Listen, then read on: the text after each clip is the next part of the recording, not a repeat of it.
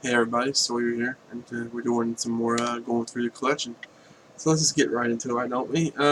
First up we have Cable, #1, part of a 2-issue miniseries. Pretty thick book, actually. Let's see, then we have Guardians of the Galaxy Free Comic Book Day Edition, uh, I guess #1 of that series. I don't know why, but I feel like Star-Lord's channeling some kind of like Canadian look. I don't know. It just feels like a Canadian person in that picture. I don't know why. Um, let's see. Then we have Captain America: Sentinel of Liberty. This is like a one-shot kind of graphic novel thing.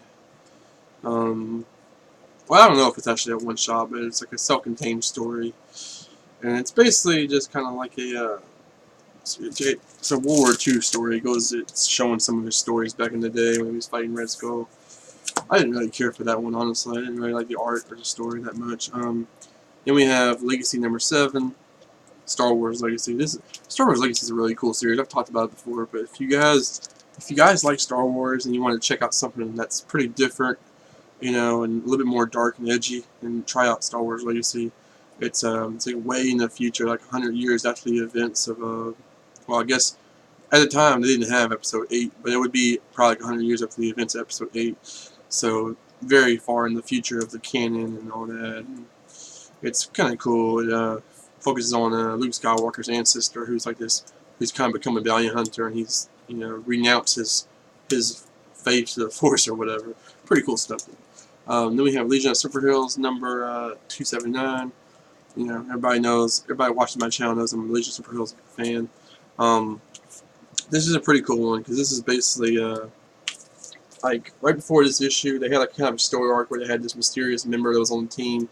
His name was like Reflecto, I believe it says right there, and then the Reflecto died or something in one issue. I got hurt real bad, and it was revealed that he was wearing a mask and he wasn't actually who he said he was, and they took it off and it was revealed that he's actually, and I want to say, yeah, I want to say it was revealed that it's actually Superboy.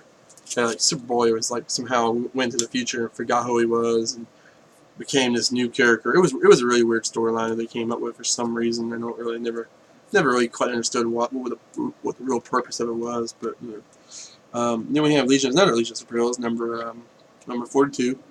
This is part of the Malerial storyline. The Malerial was basically like a big old event they had going on, kind of like Crisis. It was an event that had different stories going on and different tie-ins and whatnot. This is one of the tie-ins, week 2.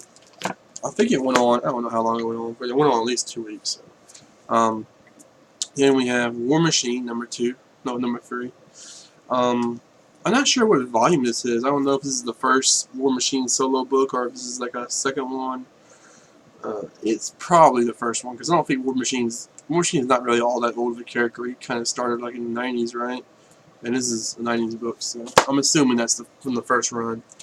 Um, I was never really a huge fan of War Machine. I always felt like he always just felt kind of like a afterthought, like he was just a byproduct of Iron Man. And didn't really feel like he had all that. I mean, I know he has his own personality, and I know there are different characters, but it always felt like he was just. It always felt like he was just in the shadow of Iron Man. And I don't really. The characters like that don't really tend to be the best. It's kind of like Robin, I mean, yes, Robin's a different character, but he's always like in the shadow of Batman. Um, but with that said, I'm interested to check out the new Punisher stories that have him acting as War Machine. So we'll see how that works out. Then we have this Galaxy Quest issue, Galaxy Quest #1.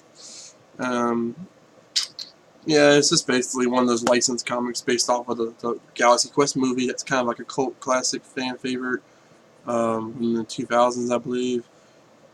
The movie was okay. I mean, I don't see why people like it as much as they do, but it's a fun movie, I guess. Kind of a parody, but it was never really that huge to me. And then the last book I want to talk about today, because I said it was going to be a short video, is Avengers #109. Kind of a cool gimmicky cover. Hawkeye talking about how he's going to quit. He's going to quit being a hero, and he breaks his bow. Which is pretty funny because there's no way you can break a bow in that, you know, in that style. Like, you can't just break a bow unless you got super strength, maybe, or unless you got super strength, or the bow is already like severely cracked and it's already pretty much broken anyway. But you can't just break a bow like that. I mean, you might be able to do it over your leg, but you'd probably break your leg. I mean, it's hard, guys. Bows are not made to be like flimsy, so I just find that cover to be kind of funny and illogical. And you know, that's whatever. I mean, 90% of comic book covers are illogical and funny, but or silly, but you know, whatever. That one, that one just kind of resonates with me a little bit deeper than other ones. You know, I'm sure everybody's like that. I'm sure everybody has a certain like critique that when they see it, it just pisses them off and makes them like want to question that cover or whatever. You know, for me, it's archery related stuff. Like, I'm a big archery person, so when I see something, and the same thing with movies, if I see something that's like archery related and they do it wrong and and it just doesn't make sense, it's hard for me to hide my disbelief or whatever. So yeah, just like in I feel like I'm just rambling now, but just like in King Arthur, the new King Arthur movie that came out recently, there's a whole like assassination scene using a bow and arrow, and it just doesn't compute in my head. Like, it doesn't make sense. Like, in real life, somebody with a bow and arrow would not be able to pull off that, you know, that stunt. But anyway, it's a movie, so it doesn't really need to make sense. But so yeah, that's my video for today, guys. Just wanted to go over a few quick books, and I'm starting to get to the end of my collection here. I mean, I'm still picking up new books all the time, so I'm always gonna have videos up. But I'm starting to get like, I think that was actually the last or second to last of the comics I actually have that I haven't gone over yet. So I think the only thing I got left is my graphic novels. My graphic novels are about the only thing that's left, which is there's a lot of those. There's probably enough graphic novels to do like 7 videos. So yeah, you'll be seeing those coming soon. But anyway, as always, thank you guys for your support, and see you later.